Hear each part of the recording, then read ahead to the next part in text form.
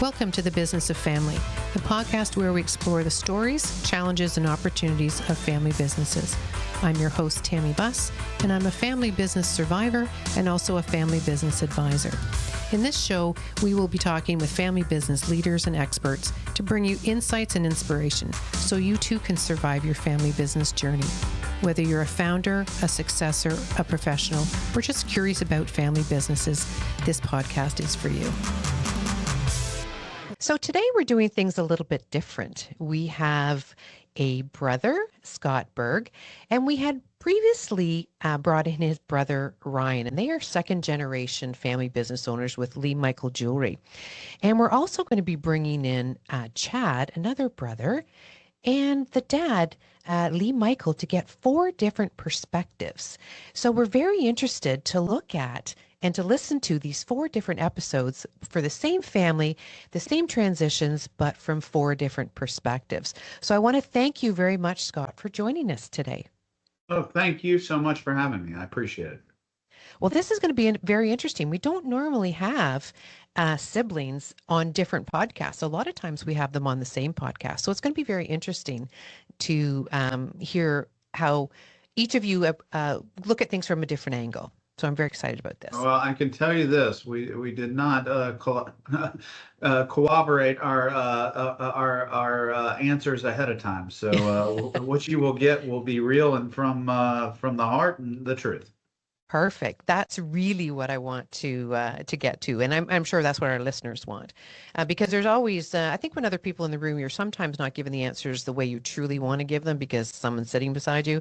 So feel free to answer the way you would normally answer if nobody else was in the room. So I want to start with you taking us sort of back to the earliest memories of being in the business, involved in the business. What was it like growing up around it? So growing up, my parents, started the business when I was 2. We moved to Baton Rouge, Louisiana, and my dad, worked every day, other than Sundays because of the blue laws. And they were trying to get a business off the ground, so he worked a tremendous amount. And so my brother and I, Ryan, who was 3 years older than I. So he would have been 5, I would have been 2. In order to see our dad, we would go up and spend time at the store. And, our mom would bring us up there. We'd have dinner up there.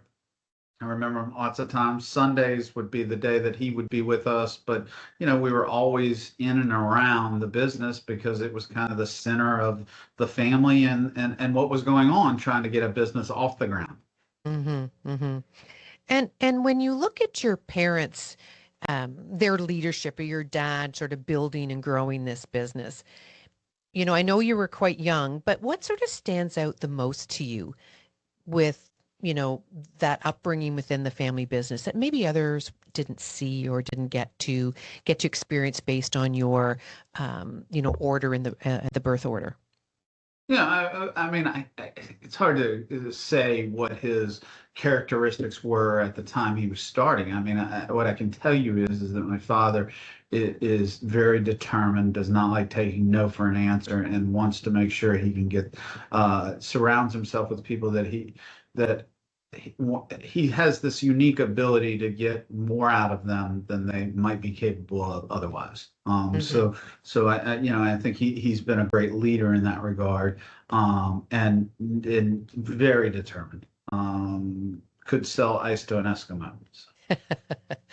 Well, that's good. Well, I'm going to go forward a little bit and talk about sort of your entry into the business. So, as you know, we've talked to Ryan, your brother, and we've got his perspective on stepping into the business and into a leadership role. And maybe you can sort of give your entry into it and how the leadership has evolved with you and your brothers. Yeah, so I probably am going to be the only brother that will speak to you that didn't see himself from day one or had the dream to enter the business. I always was trying to figure out what I wanted to do, whether this was the path or not. And at one point, my wife and I had decided that we were going to do something else.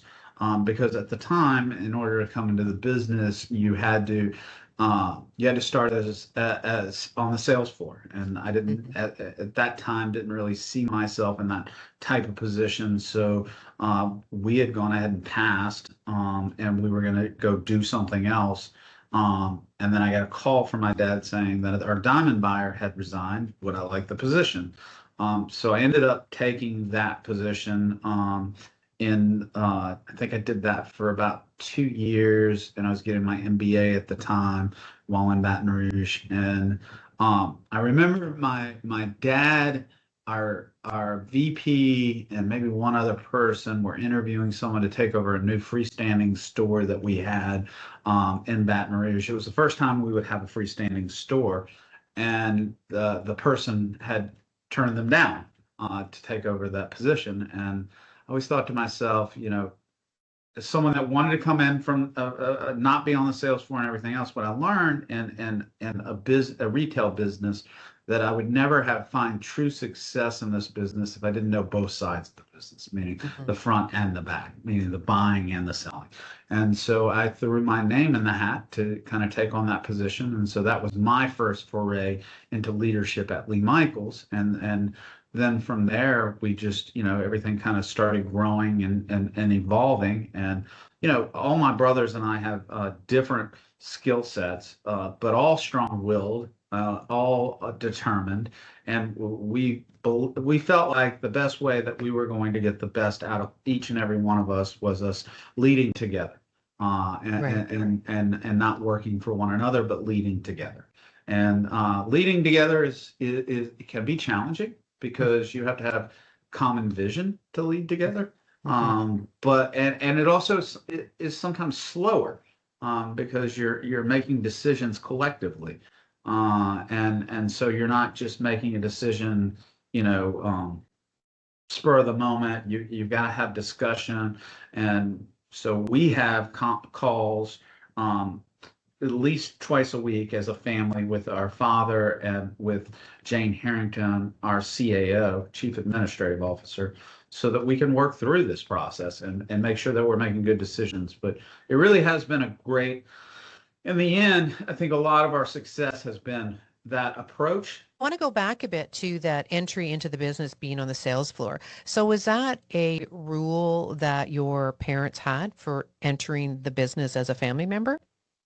Yeah, I think well, I mean, I think that evolved, right? But that was where my dad always felt like you would learn the most was on, and he's correct. I mean, I Mhm. learned a tremendous amount when I moved to that position. It just at the time that was not.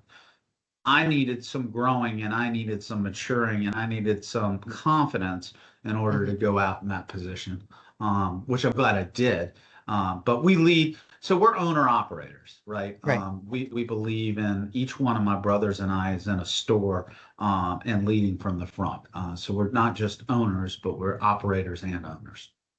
Now, again, to come into the business, was there a certain expectation of education that was required in order to enter the business? Yeah, so for many, many years, we've worked with a family business consultant. We still do a different one, and we have a family charter, and it defines what are the qualifications that one needs in order to come to the business. One is a 4-year degree, the other is a graduate gemologist degree, and lastly is having worked in a different business for 2 years. Now, it can be the jewelry business, but it can't be Lee Mhm. Michaels. Right. And I'll tell you, that was probably one of the greatest things for me. I'll never forget. I was at Zale Corporation. I had graduated from Tulane. I had my GG, graduate gemologist degree. I understood the business because I'd grown up in it. And but I just couldn't get along with the assistant buyer. I thought I was something special, and I really wasn't. And it wasn't until the head buyer at Zale, under our department, took me in her office, and she looked at me and she goes, "Scott, I don't care how smart you are. I don't care how driven you are. I don't care any of that. If you can't get along with this person, you won't be here." And that's when I realized that at the end of the day, relationships are so important, and respect. And the other thing she used to say is you see the same people on the way up as you do the way down, be kind. And so Hmm. that was she was, it was very good for me to have worked for her, because I don't know that someone in our organization would have been as blunt and as Yeah. direct with me, and I would have understood Hmm. that lesson. And that's amazing. And what I love about the fact that you have that in your charter is that that takes a while to develop, and it's good that you start to have those rules. And I'm sure that that was a result of working with your family enterprise advisor. Um, Absolutely. so one of the things I want to ask you is, you're working with there's four of you, so three brothers and your dad in this business. So what did you find the biggest challenge, or what still is the biggest challenge with working with four, as you say, strong-willed, independent, you know, people, family members? I mean, one of the biggest struggles is that we're going to see it from a different point of view, and making sure that you're putting purpose before pride. Mhm. A lot of times you're going to have to put purpose before pride, and that's a tough thing, Yeah.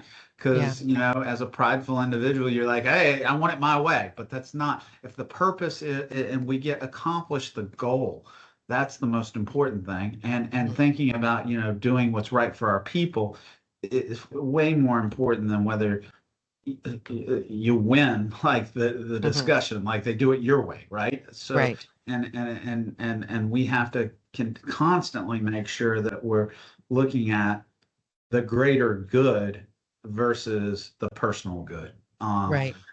So that's a struggle, and it's a real struggle. But having my dad always said, that his grandfather taught him that if you only had if everyone agreed all the time, you only need one person. So That is so so true. having differing points of view gives Mhm. us we make better decisions because of it. So I think one of the best decisions that you made was to hire a family business consultant. What what sort of drove you to hiring an outside third party to help? So that I mean that all started with my dad, who had seen and I'll let him tell his story, because I think that's it's best coming from him.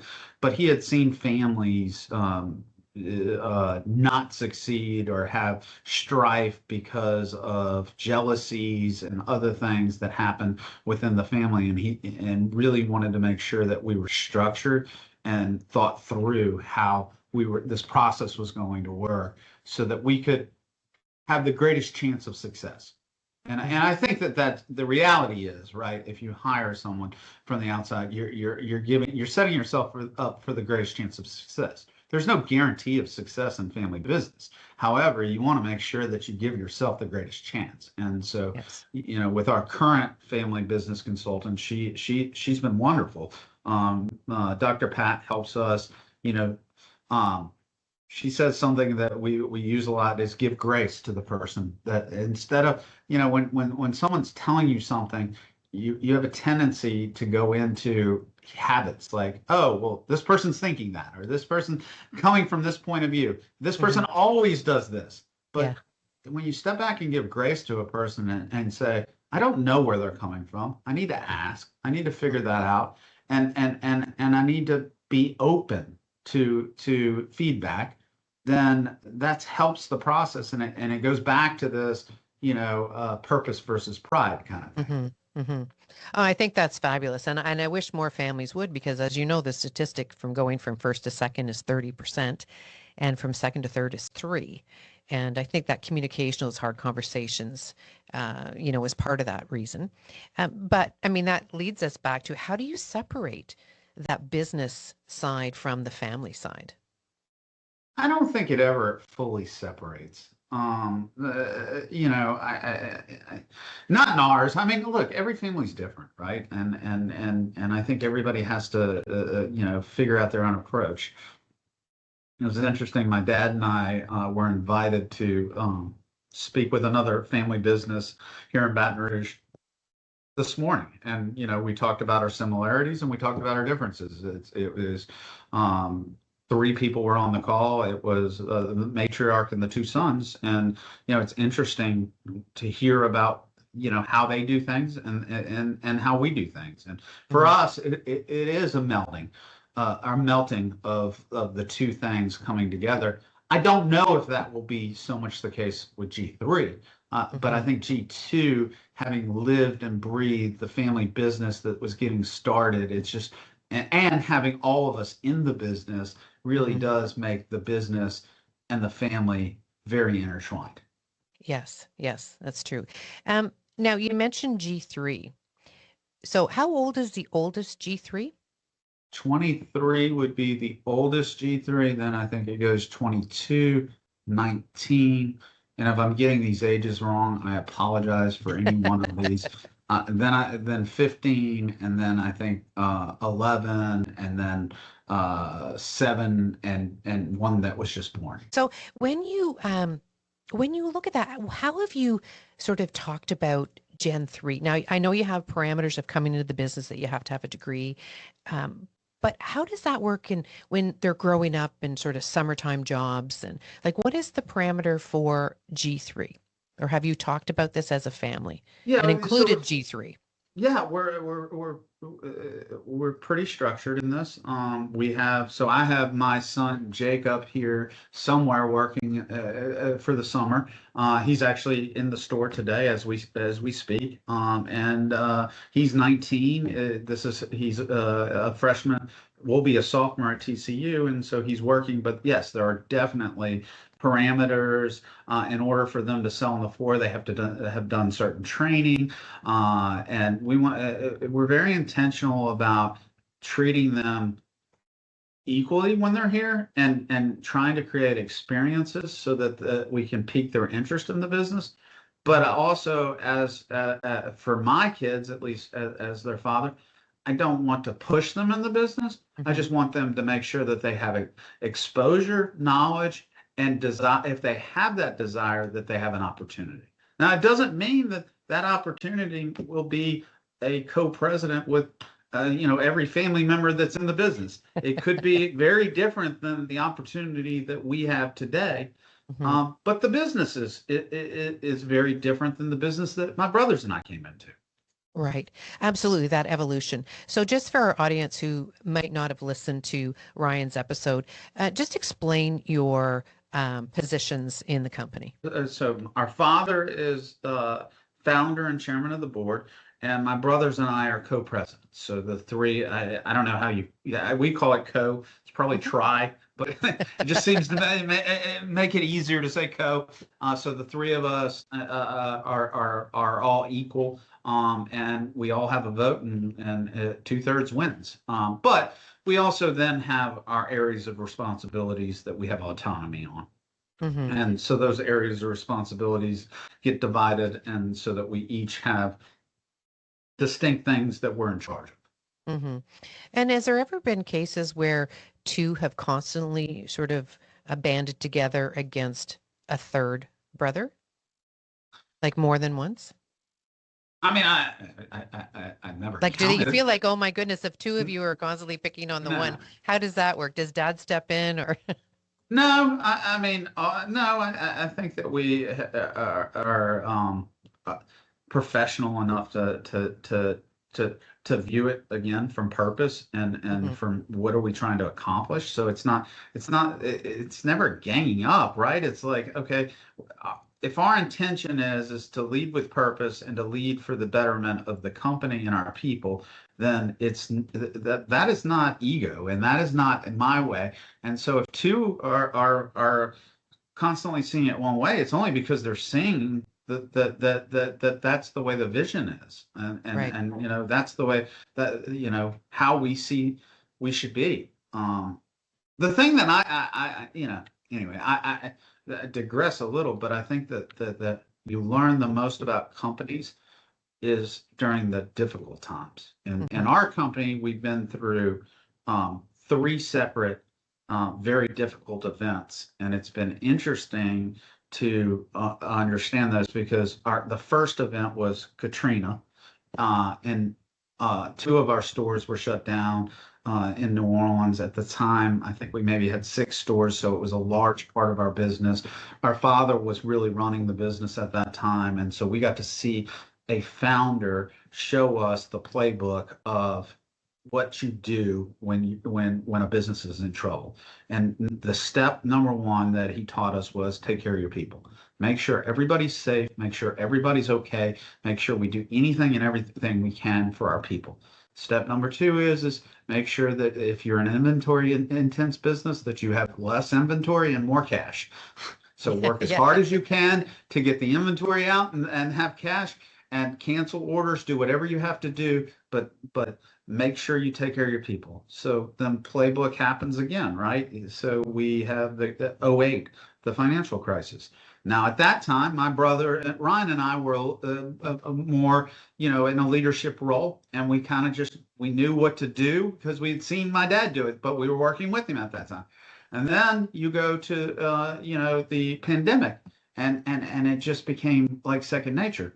And what we always say though is that we're not going to be judged in the moment. So when it's tough, like there's going to be employees that are going to say we did the wrong thing or whatever, and that's okay. What we want to do is a year, 2 years down the road, do they think that we handled the totality of the situation the right way? hmm hmm No, that's amazing. And I do think that, learning and seeing the downside is really where you get most of your learning and knowledge. Because when everything's going great, you don't have to worry about anything. So I love that. What I love the fact is that the three of you are co-presidents, but you each sort of have your own lane, because that's very difficult. It's very difficult for siblings to work together, but to also have that co-presidency, which I think is fabulous, which is why I wanted to have you on to get your opinions on everything, which I think is fabulous. So really, I just want to kind of end with three pieces of advice that you would give other family businesses. Plan now for the future. Don't, because it will come faster than you think. Number two is don't let your ego get in the way. And number three would be sometimes you have to do what's best for the family, but you should try to always do what's best for the business. I love that. Do you have three really good suggestions for families? And I think it's important that, families get experience from everybody else, because every family's different. But if you look at how other families run, you can take the bits and pieces that you can pull in to make your family business even more successful. Yeah, and I think that where I bring it from is, our unique circumstance is, and which is, when you're co-presidents, you've got to do some things slightly differently than you would do it if you were a sole proprietor in this. And so, but look, everyone has their own secret success, a secret formula. No one is right. It's just the one that works for your family. Absolutely. Well, I really appreciate you taking the time to talk to us today, and we look forward to hearing from Chad and your dad, Lee Michael. Thank you so much. It was an honor to be on your show. Thank you. If you like this episode, subscribe to the Business of Family podcast on your favorite listening platform. You can also find Blue Roots on Facebook, Instagram, and LinkedIn. On the next show, I'll be back with another amazing guest who will inspire you with their family business insights. Until then, take care and keep it in the family. This podcast is for informational purposes only and should not be considered legal, tax, investment, or insurance advice. Before acting on any advice, please contact your personal or company advisors.